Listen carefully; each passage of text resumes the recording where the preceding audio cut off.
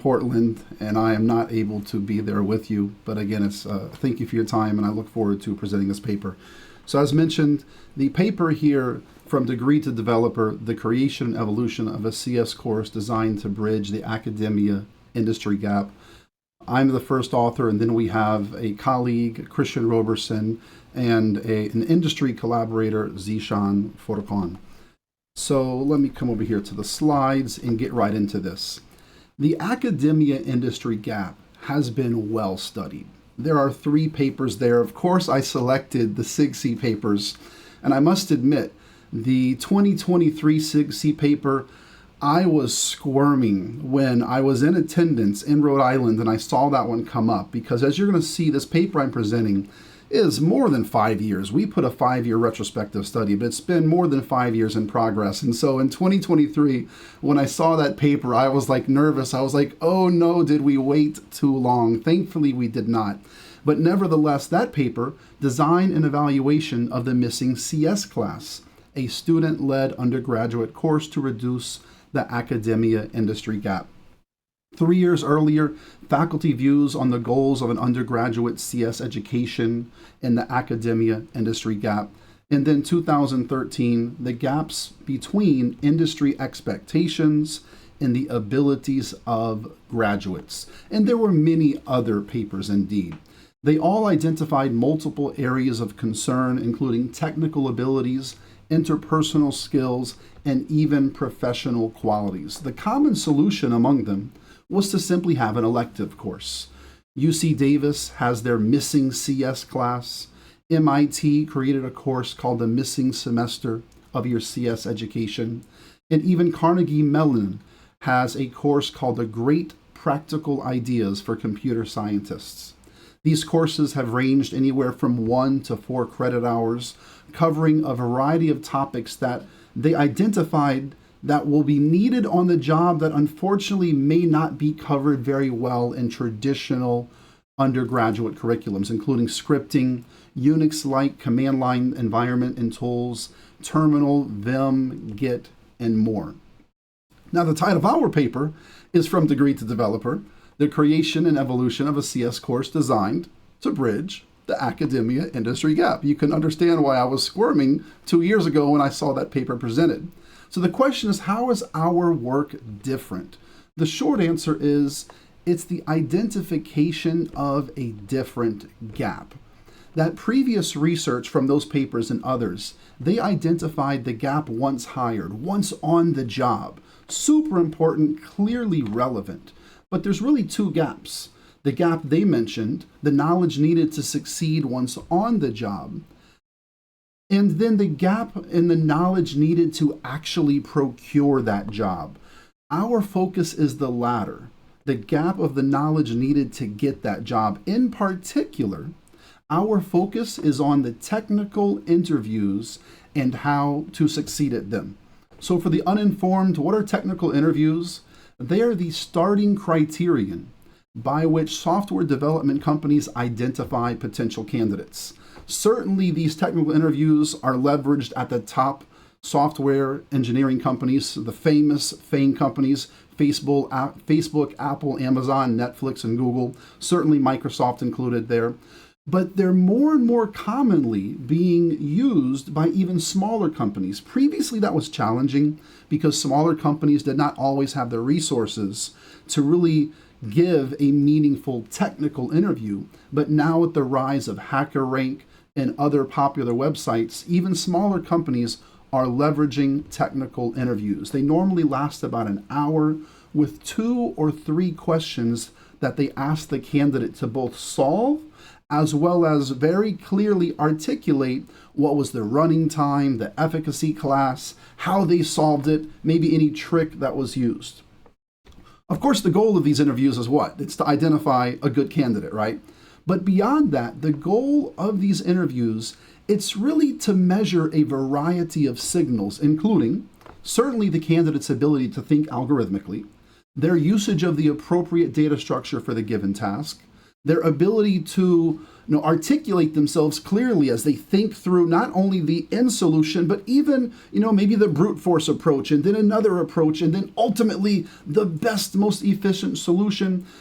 Also, their ability to engage effectively with the interviewer throughout this entire process. You'll hear interviewers say that you can ask a question in one way and it comes off as collaborative, or when you word that question just with a slightly different tone, it comes off as demanding, as if they deserve an assist from the interviewer. A question is, are graduates prepared for these interviews upon graduation? And research tells us that more and more CS graduates are unprepared for the challenge demanded by these technical interviews, which is strange, because in theory, if a student graduates from an institution that follows the ACM curricular guidelines for computer science, they've certainly taken one or two courses on data structures and algorithms, and they should have a solid foundation to help them succeed at these interviews. In practice, however, most exemplar technical interview questions are beyond the scope and the difficulty of these courses. The consequence is what? Students graduate, they've invested 4 years of their time, of their money, they're in their final year, they're like, let's go, and they apply. And if they are the lucky few who get interviews, many crash and burn if they had not learned to prepare for these interviews and study how to be successful on these technical interview questions.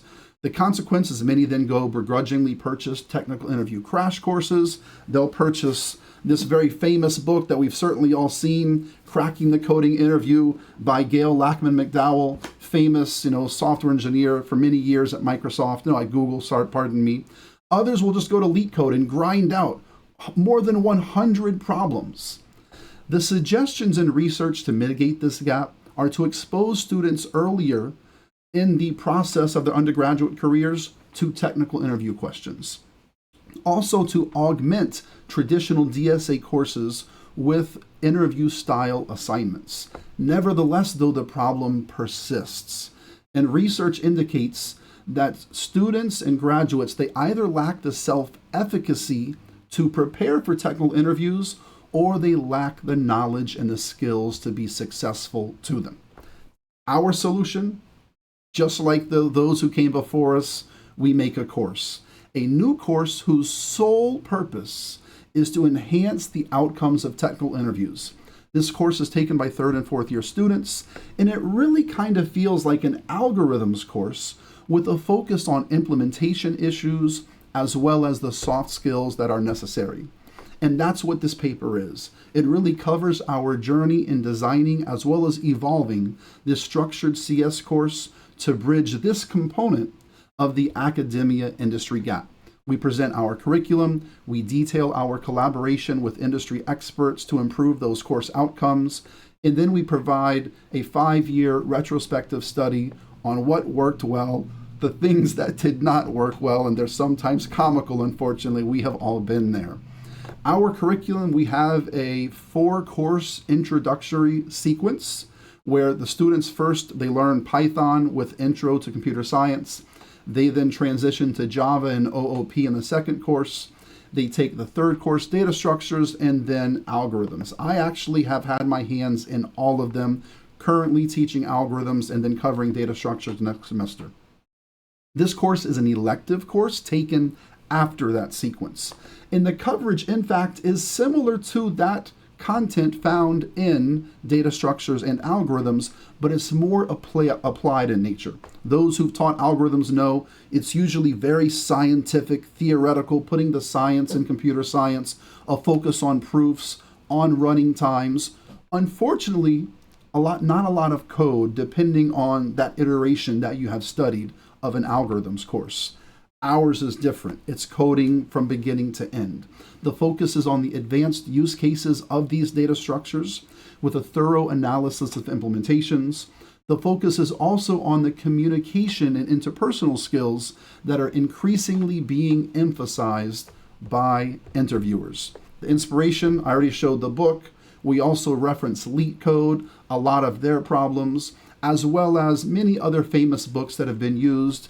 in a different area, competitive programming, but there actually is a connection between technical interview preparation and the preparation to be successful in competitive programming. So we've used a lot of those resources as well. I felt it prudent to include a slide on the description, although I am not going to read that to you. You don't want to sit there and hear me read that.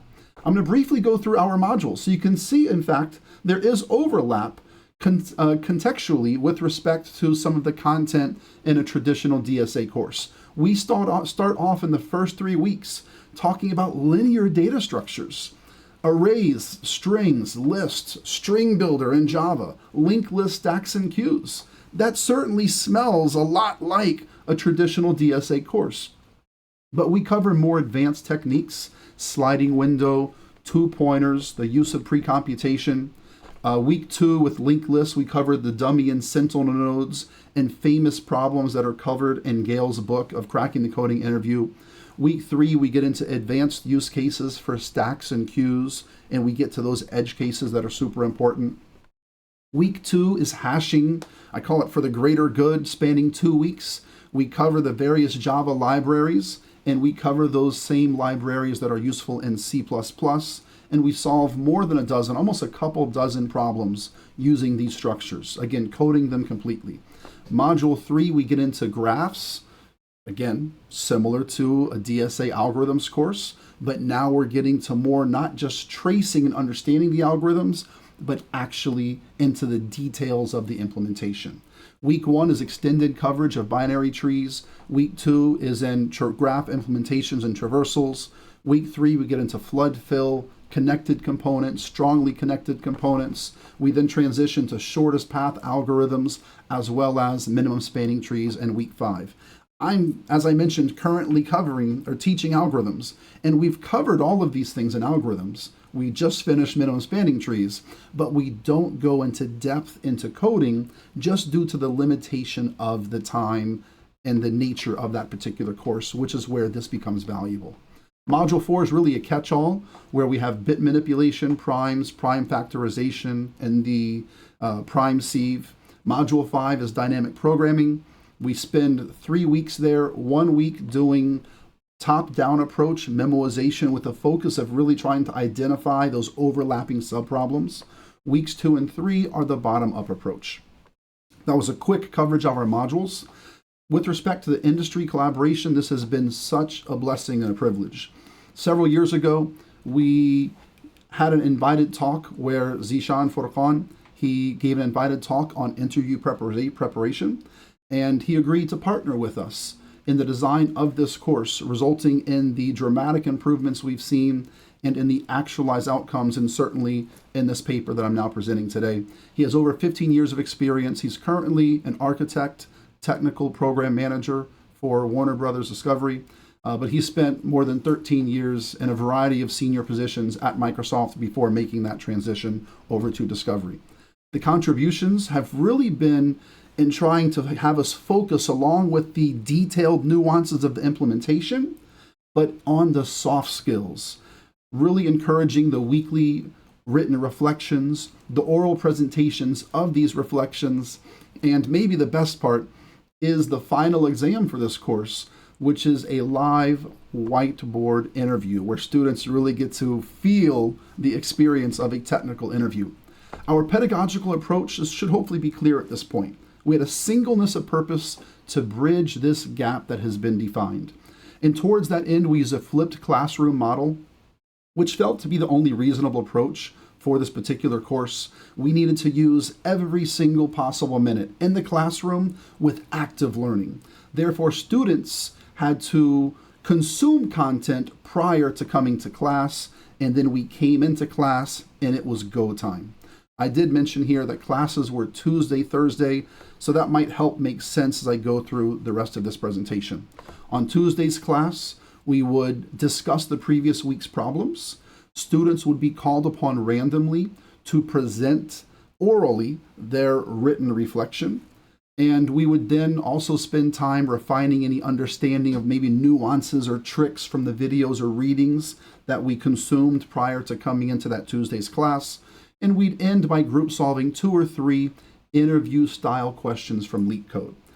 Thursday's class, it was go time. Students are partitioned into groups of 2 or 3, and they're tasked with solving anywhere from 5 to 10 interview style questions.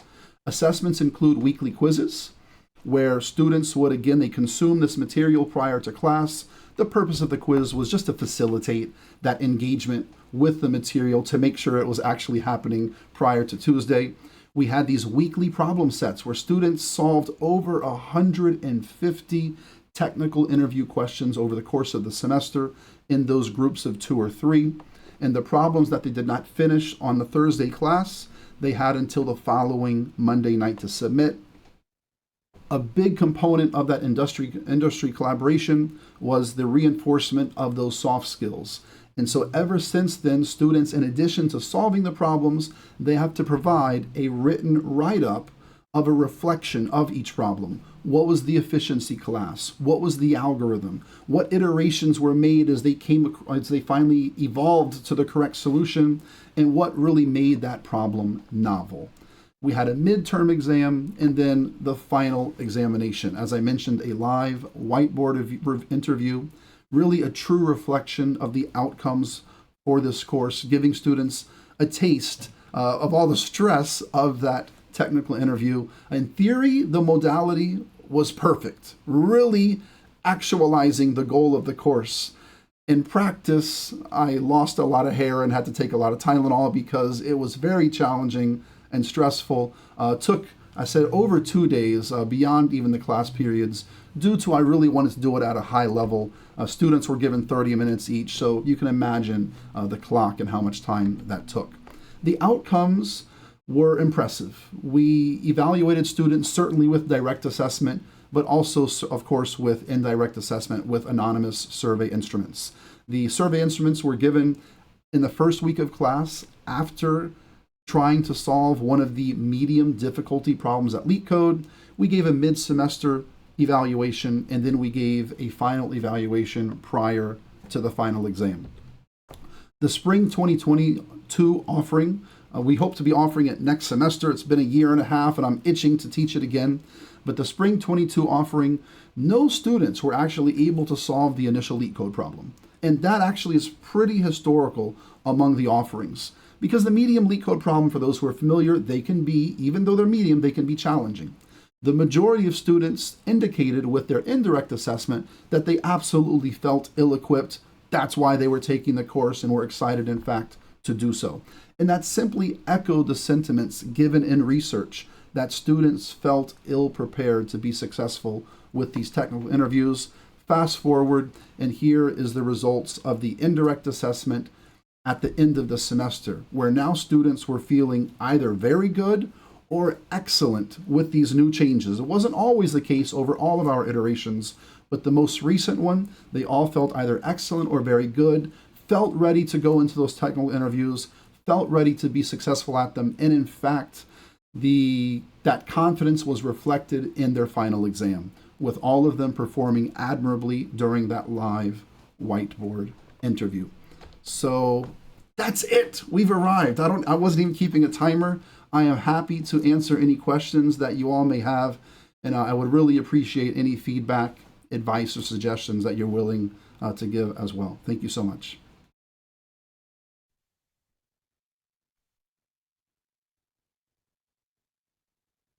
Thank you very much. And I don't think you could hear the responses in the room, but there were lots of appreciative chuckles at moments, and also a chat thread that you may want to look at. So if there are folks in the room who'd like to ask questions, there's a microphone in the middle. And while folks are getting organized, I believe that there's a question here in the chat that we can start with. In your communication with your real-world partners over these 5 years, have you seen any sign that necessitated change in curriculum as common job requirements change, or some idea that this lesson plan should be reviewed or reassessed every some number of years? Now, this is fully anecdotal, and I'll share that component first and then mention, as I've discussed with this is one particular industry expert, Zeeshan Furqan. Anecdotally, I mean, I pay attention. I solve these problems. I enjoy it. I'm a nerd. And it's quite strange. You'll often hear developers who've gone through this frustrating, painful process of studying, purchasing again this book, grinding out hundreds of problems, all to get that great job. And guess what? They shout with such frustration that they have never and likely will never again be asked on their job at Amazon, at Facebook, or even at a smaller company to reverse a linked list or to do a variety of things on a binary search tree. And they're pulling out the hair, like, why were they asked to do this? Ironically, these questions have not changed much in 15, 20 years. So that really, it's almost, we have to probably go ask Google, ask Microsoft, why do y'all feel these questions are so important? And it makes sense because it really helps identify the problem-solving mind. Not much has changed with those types of questions. It's very strange. And I've also, again, asked that question to our collaborator as well. And from the content of what's being asked, not much has changed since our most recent curriculum. Prior to that, when you read the paper, we did make many changes that were prior to the collaboration, both in the soft skills, but even in some of the content as well. Because when you read the paper and you look at some of the previous iterations, they were less focused, unfortunately, on technical interview preparation and more focused on maybe the competitive programming side of things. Great question. Thank you very much. And we have a question from the room. Hi, first of all, great talk. So I'm Isabel Liu from McGill University. I'm a student. I'm graduating this year. So thank you for noticing this gap for students. And my question is, I understand that more and more companies are focusing on coding interviews, but like, should they actually be focusing on coding interviews? And are the skills tested in the coding interviews translated well to the skills that are actually used at work? You actually answered, like, nobody is asking, an engineer to reverse a linked list. But yeah, so that's my question. And in the beginning, I understand that coding interviews actually test like problem-solving skills and communication skills and so on. But as students practice more and more questions, like I've seen people actually practice 900 leak code questions. So that's a lot. And like if they spend 10 minutes on every single question, then that's 9,000 like a minutes practice of like lead coding, and it becomes more like who's more familiar with the problem patterns, like patterns rather than like coding skills and so on. So should they be doing that? Like are we like training students to like do more practice, and then if everybody is training students to do like more coding questions, like is that like I find it like counterintuitive. Yeah. No, I hear you. I think the question, I won't repeat the question due to time. It's a great question. And I was laughing and chuckling at part of it because you said you knew someone who's tried to solve 900 leak code questions. God bless them. I think you're going to have some employees there, recruiters from Amazon or Facebook, who want to know who that is because they want to hire them. You are correct that when you solve more and more of those, you almost wonder, it's like a game. What is the purpose? You asked some great questions. And in fact, these questions have been asked in research. Some of those references are in this particular paper. You will also find additional references as well. I read those questions being asked. People make arguments of why they don't feel a technical interview in the style of questions being asked are appropriate. And I hear those points. I internally reflect on those points, but here's my response. My response is, it's above my pay grade. If Google, if Microsoft, if Facebook, if Amazon, and smaller companies who follow in line, if they have decided with all of their powers, if they've decided that this is how they can determine a higher quality candidate, I would love to try to maybe make a rebuttal and make an argument and say, wait, but what about this or what about that? Because your points are well articulated. I could not have stated them more clearly. At the same time, when those companies have determined after more than 30 years of interviews that this, and if any of you in the audience know someone who is a recruiter who's done, or software engineer who's done these interviews, they'll tell you that when the interview is concluded, there's actually someone else who's listening in on the interview who gives feedback to the interviewer to tell them that, hey, you worded your question this way, you should have worded it that way because we could have gotten a different signal from the interviewee. And they've really, in their mind, meaning the minds of Google and Microsofts and the Amazons of the world, they've, in their minds, almost perfected this process to get the exact signal they're looking for. So I hear you. And if we want to try to argue that they should change it, I'm gonna go with you, and we're gonna team up. Let me know how we do that. But in the end, I think it's above my pay grade. Thank you. Thank you so much. Thank you very much. Let's thank our speaker again. Thank you, everyone. It's great to see you all. Thank you so much. And if the next team would like to Recording in share their progress. screen, make sure everything is set up, and I'm happy to